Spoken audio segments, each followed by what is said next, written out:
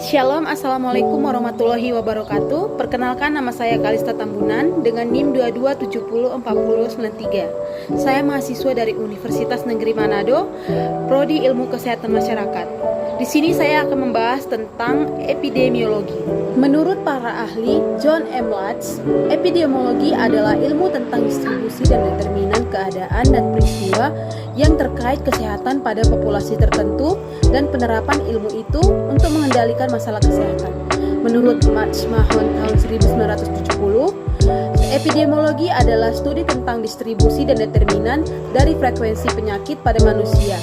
Tapi menurut pendapat saya, epidemiologi adalah studi tentang distribusi dan determinan dari keadaan atau peristiwa kesehatan pada populasi tertentu dan diaplikasikan studi tersebut untuk pengendalian atau kontrol masalah-masalah kesehatan. Sejarah singkat perkembangan epidemiologi.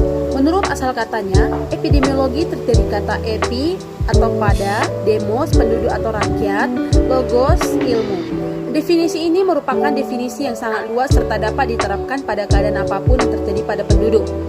Ada beberapa perkembangan sejarah epidemiologi, dimulai dari era masyarakat primitif, era peradaban awal, era Hippocrates dari 460 sampai 377 sebelum Masehi, era Galen dari 129 sampai 199 Masehi, era teori Miasama, era jasa klinik dan penyakit menular atau infeksi.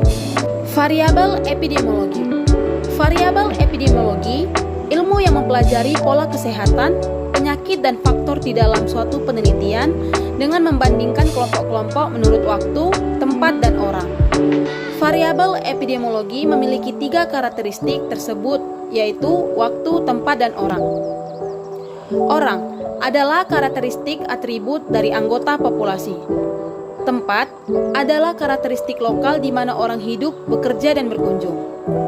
Waktu, variabel waktu dapat menganalisis secara perkembangan cara pandang dari kurva epidemik. Kausalitas penyakit.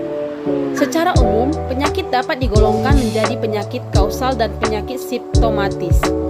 Penyakit kausal adalah penyakit yang disebabkan oleh suatu faktor tertentu, misalnya disebabkan oleh bakteri atau virus, sedangkan penyakit simptomatis adalah kondisi yang menunjukkan gejala-gejala terganggunya kesehatan seseorang. Penyakit kausal dapat ditangani dengan pemberian antibiotik atau antimikroba, sedangkan obat AINS dapat digunakan untuk mengatasi penyakit simptomatis. Riwayat alamiah penyakit.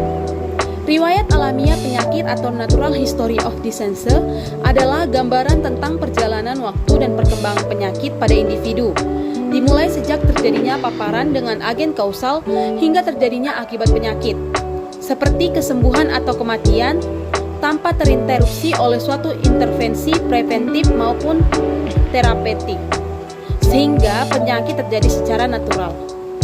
Berdasarkan riwayat alamiah penyakit, kita dapat membagi lingkup riset epidemiologi ke dalam 3 kategori, yaitu riset etiologi, bertujuan untuk menemukan faktor-faktor penyebab penyakit, hubungan satu dengan lainnya, dan besarnya pengaruh terhadap penyakit. Yang kedua, riset prognostik, bertujuan untuk mempelajari faktor-faktor yang berperan dalam mengubah internal penyakit. Dan yang ketiga, riset intervensi, yang bertujuan untuk mengevaluasi efikasi atau efektivitas intervensi, baik yang sifatnya pencegahan primer, pencegahan sekunder, atau pencegahan tersier. Demikianlah penjelasan dari saya tentang epidemiologi. Sekian, terima kasih. Shalom, Assalamualaikum warahmatullahi wabarakatuh.